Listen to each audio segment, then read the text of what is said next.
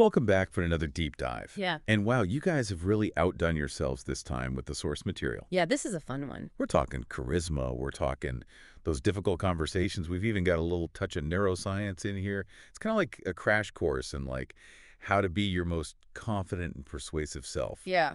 So, are you ready to kind of break this down and figure out how we can actually like use these ideas to really make an impact? Yeah, I think one of the things that is so fascinating to me about these sources is that they all seem to agree that charisma is not just like this magical inborn talent. Okay. Like, some people just have it and some people don't. It's actually much more a set of skills and mental states that can be learned and developed. That is so encouraging to hear because Yeah. I look at all these books and articles and I'm like, oh my gosh, this feels overwhelming. Yeah. But if it's something that can be learned, Right. like where do we even start? I think a good place to start is understanding the three core components of charisma, and that's presence, power, and warmth. Okay. And these really are like the key ingredients, and like any good recipe, you can adjust those proportions Okay. depending on the situation. So when we talk about presence, I mean, that seems pretty straightforward, like being in the moment, really paying attention. Yeah. But in our world of like constant distractions, Okay. how do you actually cultivate presence? Yeah, it's about being much more intentional Okay. with your focus. So, if you think about like even just going into a meeting, right? Like taking some deep breaths, Uh-huh. just to kind of center yourself, quiet that mental chatter, like a mini meditation almost, Yeah. so you can be more fully present. So it's not just about showing up physically, but like Right. really showing up mentally. Absolutely. Okay, now warmth. Yeah. What makes someone seem approachable and likable? Warmth is really about creating a sense of connection. So when you genuinely listen to someone, make eye contact, show empathy, you're making them feel seen and understood. Hmm. Think of someone who, like, you just feel good being around them. Yeah. That's warmth in action. It's like they put you at ease. They Exactly. make you feel comfortable kind of opening up. Yeah. Now, power, Yes. that can be a tricky one. Yes. I think a lot of times people misunderstand it as being aggressive or domineering. Right. And that's not what charismatic power is about at all. It's much more about confidence and self-assuredness and the ability to influence others Okay. without being forceful. And it's interesting, because the research really suggests that there are different styles of charisma Right. that are effective in different situations. So it's like having different tools in your charisma toolbox. Exactly. You choose the right one for the job. Right. Can you give me an example of like those different charisma styles? Yeah, absolutely. So think about a time when maybe you needed to console a friend. Uh-huh. You probably used what we call focus charisma, being very present, listening intently, offering support. But let's say you're leading a team through a challenging project. You might need to tap into what we call authority charisma, which is more about inspiring confidence, motivating action. I see. Okay, so kind of understanding those different styles and really how to Right. adapt Yeah. to those different situations. Yeah. Now, before we go any further, I want to talk about first impressions Yes. because Sure. especially when it comes to charisma, Absolutely. those first few seconds, I mean, these sources say they form incredibly quickly. Why is that? If you think about it from an evolutionary standpoint, Uh-huh. it makes total sense, right? Our brains had to make very snap judgments about whether someone was a friend or foe Oh, wow. for survival. Right. So we're wired to very quickly assess people based on limited information. And once that initial judgment is made, it's really hard Yeah. to change. So those first few seconds really do matter. They do. Okay, so one of these sources mentioned IBM salespeople and navy blue suits. Yes. I am curious about this. Well, it's a classic example of what we call tribal signaling. So wearing that navy blue suit in a business setting, it sends a signal that you belong, that you understand the culture, the expectations. It's a subtle way of saying, I'm one of you. So it's about striking that balance between like Exactly. fitting in and standing out. Yeah. But it's not just about clothes. No. Right. Yeah. We've got body language, we've got that handshake. Absolutely. I mean, remember that story about the woman who learned to give a power handshake Yeah. and saw her career take off? Yeah. It's a great example of how these seemingly small details can have a huge impact. Yeah. That firm handshake conveys confidence and competence, whereas a weak handshake can signal hesitation or insecurity.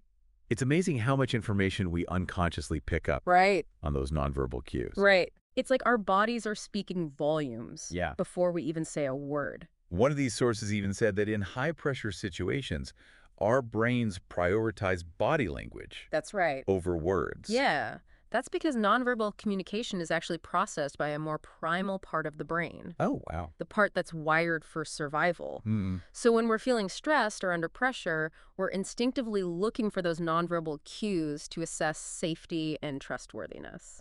So you're saying that paying attention to body language Yeah, is really crucial, it is. especially in those high-stakes moments. Yeah. And it's not just about projecting our confidence. No, It's also about making others feel comfortable. exactly. One of the sources cited this fascinating study from the Harvard Business Review, and they found that negative feedback, like if you have to give someone negative feedback, if it's delivered with positive body language, it's actually better received Wow. than praise that's delivered poorly. That is It wild. really speaks to the power of Yeah. nonverbal communication. That the way you deliver the message can be even more important than the message itself. Absolutely. That's really interesting. Yeah. It's like we're constantly sending signals whether we realize it or not. Okay, so I'm ready to dive a little deeper into this world of body language. What are some specific techniques that we can use to really project both that warmth and that confidence? Well, one technique that I find incredibly powerful is mirroring. Okay. And that's really where you're subtly matching the other person's body language, Okay. their posture, their gestures, even their tone of voice. So if someone is like leaning forward and I subtly lean forward, Uh-huh. that's creating a sense of rapport. Yeah, it taps into this very natural human desire to connect with people who are like us. Okay. And it may sound simple, but our brains are actually wired to respond to these subtle cues. So when we mirror someone, it's like saying, I understand you, I'm on the same wavelength. And that can create an immediate sense of trust and connection. It almost sounds too simple to be effective. I know. Like, really? I know. It's funny how these things work, right? Yeah. Yeah. Now, there was a story in one of these sources about a guy named Darius Uh-huh. who used mirroring to, like, secure this major partnership for his company. Yes. Can you tell me about that? Yeah, Darius' story is a perfect example of how mirroring can be used to influence outcomes. Okay.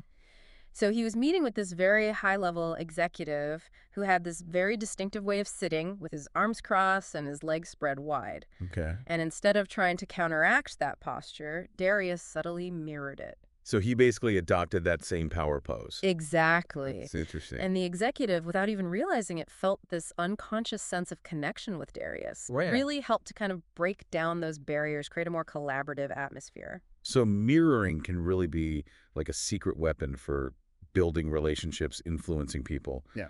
But what about negative body language? Should we mirror that too? That's a good question.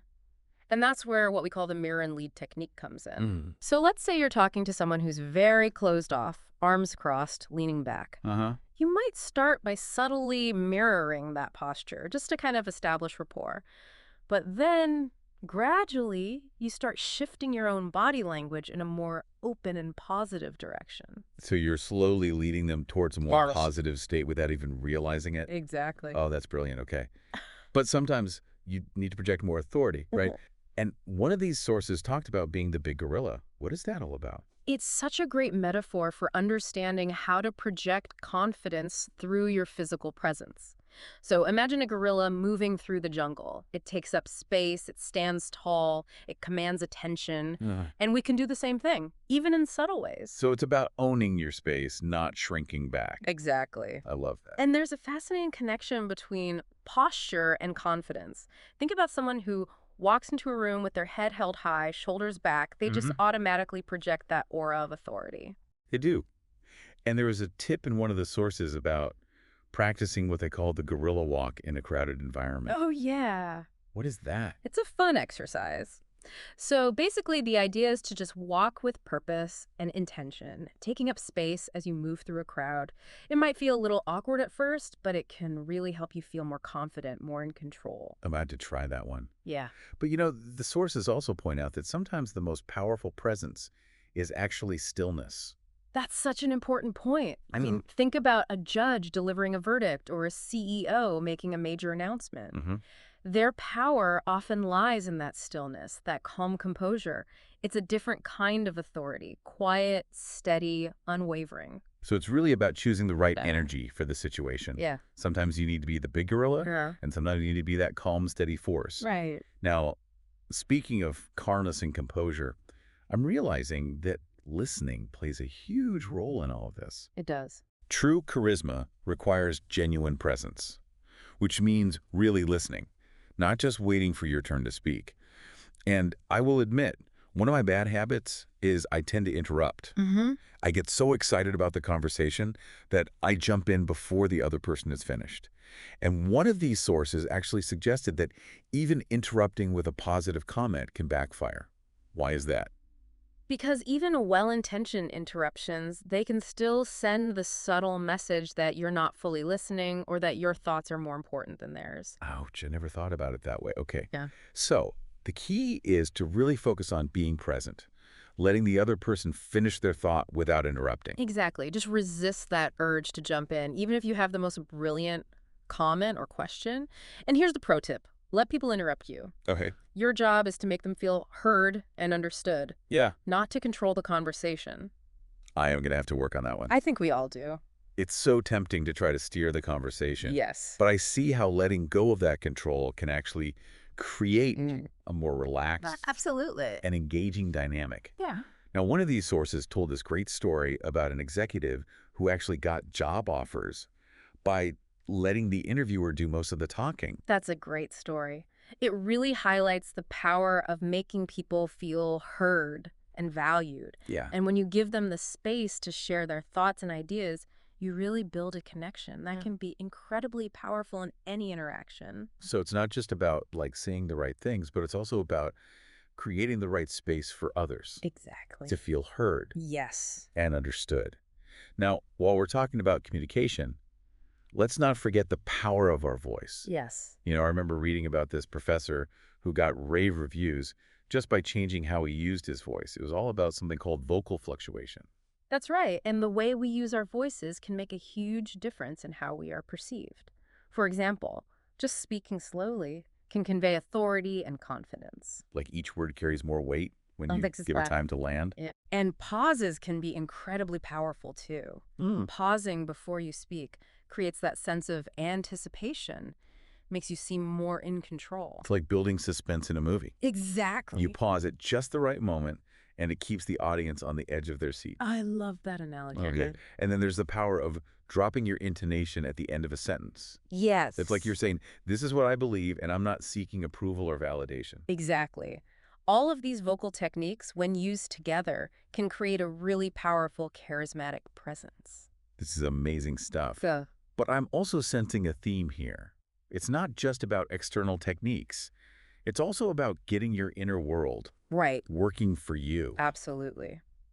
One of the sources talk about the importance of visualization as a tool for shifting your mindset. Okay. And it's not just some new agey concept. Olympic skiers use it to prepare for competitions. Really? They'll visualize their entire run, feeling their muscles, experiencing every turn. It's like creating a mental blueprint Ex- for success. And your mind doesn't really know the difference between a vividly imagined experience and a real one. Right. So if you can see it and feel it in your mind, your body's more likely to follow suit. Exactly. Visualization allows you to tap into the incredible power of your subconscious mind. Okay, I'm ready to try this. How can we use visualization to boost our charisma? Let's do a quick exercise. Okay. Close your eyes and just imagine a time when you felt truly confident and powerful.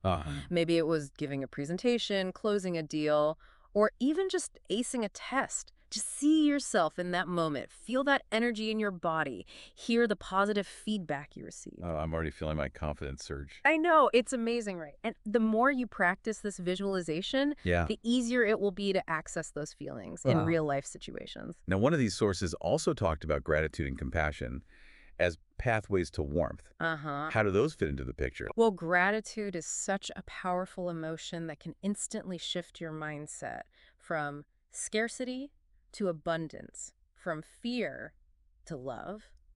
And when you're Okay. feeling grateful, it shows you radiate warmth and positivity. It's like gratitude is contagious. It It is. just makes you more magnetic and approachable. And then there's compassion, which is really about recognizing that shared humanity in all of us, Yeah, seeing beyond our differences and connecting on a deeper level. I love that. But let's get practical for a moment. What about those difficult conversations that we all face? Yes. How can we deliver bad news or give critical feedback with both grace and confidence? It's tough, right? Nobody likes to be the bearer of bad news. No, it's not fun. One of the sources used this example of these like rising stars at an accounting firm. They were brilliant, Uh-huh. but they ended up being kind of disliked by their colleagues because they were always the ones pointing out mistakes. They were the bearer of bad news. They became associated with negativity, even though they were just doing their jobs. Right. And it's a good reminder that how you deliver a message can be just as important as the message itself. So when you have to deliver difficult news, how do you avoid becoming that person? I think it all starts with empathy. Really put yourself in the other person's shoes Yeah. and try to understand how they might be feeling. Choose the right time and place for the conversation. You don't want to have these tough talks when people are stressed or rushed. Right, you want to create a space where they can really hear what you're saying. Exactly. What about body language? Any tips there? Oh, absolutely. Use compassionate body language. Make eye contact, uncross your arms, lean in slightly to show you're listening. And when you are giving criticism, focus on specific behaviors, not personal traits. So instead of saying you're always late, Mm-hmm. you might say, Correct. I noticed you've been late to the last few meetings. Is there anything preventing you from being on time? Exactly. It's addressing the behavior without attacking the person. And then when you're apologizing, be sincere. Show that you understand the impact of your actions and outline the steps to prevent it from happening again. These are such practical tips. I'm feeling a lot more confident about handling those tricky conversations now. Mm-hmm.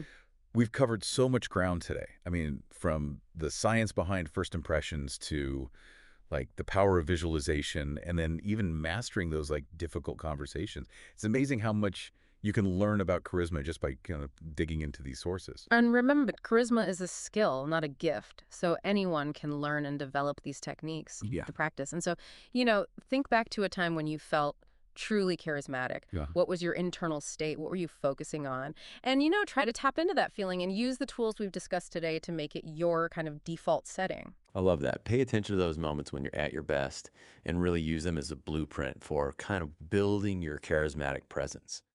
Well, this has been a fascinating deep dive. Thank you so much. And I know you guys are going to make amazing things happen when you put all this into practice.